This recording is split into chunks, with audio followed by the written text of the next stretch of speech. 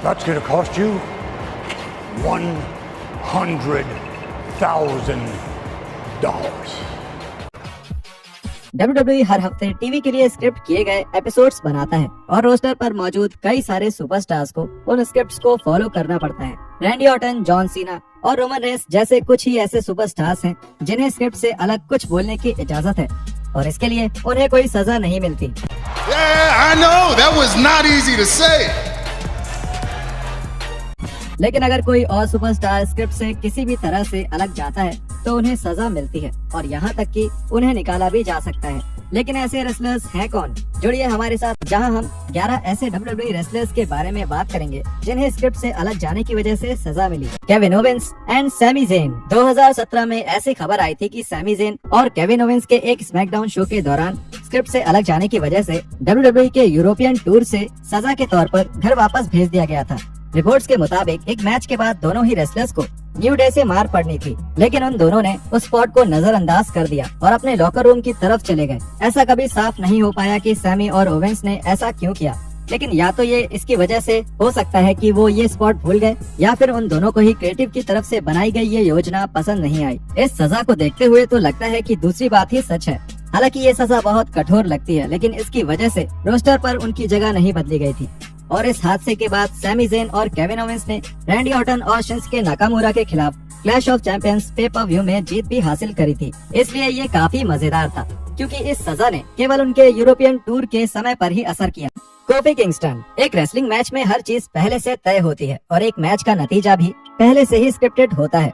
इसलिए जब एक सुपरस्टार स्क्रिप्ट से अलग जाता है और उसकी वजह से मैच का अंत खराब होता है तो इसके नतीजे बुरे हो सकते हैं। जनवरी 2010 में कोफी किंगस्टन, जॉन सीना और रैंडी ऑर्टन के बीच एक ट्रिपल थ्रेट मैच हुआ था। उस मैच के अंत में ऑर्टन को कोफी किंगस्टन को एक पंक किक मारना था, लेकिन कोफी कुछ जल्दी ही उठ गए, जिसकी वजह से ऑर्टन को मूव बदलना पड़ा और जीतने के लिए कोफी को एक RKO देना पड़ा। इससे रैंडी ऑर्टन बहुत नाराज हुए। हालांकि कोफी का स्क्रिप्ट से अलग जाना सिर्फ एक गलती थी, लेकिन फिर उन्हें टॉप कार्ड से नीचे कर दिया गया। कोफी को रेसलमेनिया 26 में मनी इन द बैंक का विजेता बनाने वाले थे, लेकिन उनकी इस गलती की वजह से इस योजना को रद्द कर दिया गया।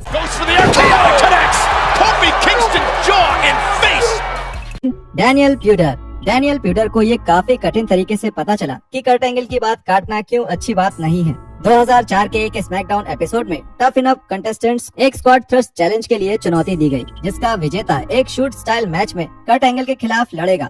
उस चैलेंज के विजेता को तुरंत ही हरा देने के बाद एंगल ने एक और मैच के लिए उन्हीं कंटेस्टेंट्स को फिर से चुनौती दी और प्यूडर ने ये चुनौती मंजूर कर ली। प्यूडर मैच में थोड़ा ज्यादा ही आगे बढ़ गए और उन्होंने एंगल की वहां लगभग तोड़ ही दी थी। एंगल हार मानने पर लगभग मजबूर ही हो गए थे और अगर ऐसा होता तो ये पुराने WWE चैंपियन के लिए काफी शर्म की बात हो जाती। पुराने रेफरी जिमी कॉर्डेरेस के अनुसार एक से ज्यादा कंटेस्टेंट्स को चुनौती देना स्क्रिप्ट का हिस्सा नहीं था, जिसका मतलब था एंगल और प्यूडर का मैच कभी होना ही नहीं था। कॉर्डेरेस ने बताया कर्ट को उस चैलेंज के विजेता से लड़ना था, लेकिन फिर वो अपने आप ही स्क्रिप्ट से अलग चले गए और कहा क्या कोई और मुझे चुनौती देना चाहता है, और तभी डैनियल प्यूडर ने अपना हाथ उठा लिया। वो अंदर आ गए। उनकी शुरुआत तो एक एमेच्योर रेसलिंग की तरह ही हुई। मैं उस समय नहीं जानता था क्योंकि मैं MMA में उतनी दिलचस्पी नहीं रखता था, लेकिन एक कैमेरा लॉक जो उन्होंने कर्ट को दिया था, जो मुझे शुरू से सही नहीं लग रहा था।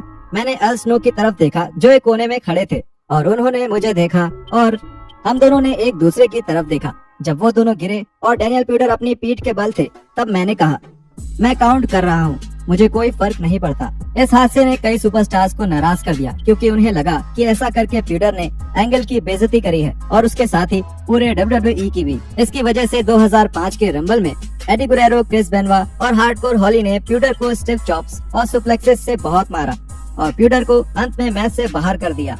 Big cash. WWE में ऐसी आम बात नहीं है कि किसी सुपरस्टार को स्क्रिप्ट से अलग जाने की वजह से सीधा निकाल ही दिया जाए, लेकिन 2018 में बिग कैश के साथ ऐसा ही कुछ हुआ था। कैश को जब निकाला गया तब वो अपने करियर के सबसे बेहतरीन पलों में थे। वो डैनियल ब्रांड के साथ एक फ्यूड में उलझे हुए थे, जिसकी वजह से ब्लू ब्रांड में उन्हें एक टॉप हील की जगह मिल गई थी और ये इस युवा रेसलर के लिए एक बड़ा मौका था। लेकिन मिनी डैनियल ब्रांड के साथ एक सेगमेंट के दौरान कैश ने स्क्रिप्ट से हटकर कुछ करने का फैसला किया।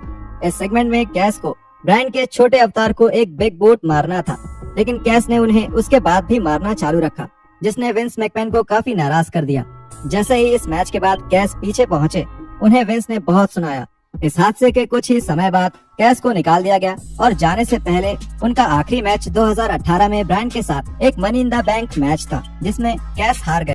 The revival. WWE के चेयरमैन विंस मैकमैन हमेशा कहते हैं कि WWE एक रेसलिंग कंपनी नहीं है बल्कि एक स्पोर्ट्स एंटरटेनमेंट कंपनी है।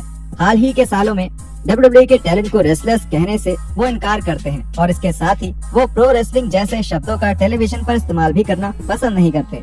रिवाइवल ने प्रो रेसलर शब्द का इस्तेमाल बिना इजाजत के टेलीविजन पर किया तब विंस इस बात से नाखुश हुए और इस जोड़ी को सजा भी मिली। सजा के तौर पर उन्हें अजीब सेगमेंट्स में डाला गया जिसमें कोई मनोरंजन नहीं था। ये उस टैग टीम से बिल्कुल अलग थी जिसे NXT में फैन से बहुत प्यार मिला था।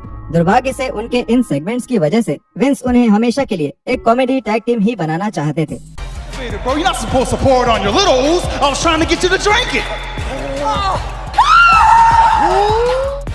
और उन्हें एक नया गिमिक दिया गया जिससे इस बढ़िया टैग टीम का और भी मजाक बना। ये सजा इतनी आगे बढ़ गई कि इस जोड़ी ने अंत में WWE को छोड़ दिया और इनके ही दुश्मन AEW के साथ कॉन्ट्रैक्ट साइन कर लिया।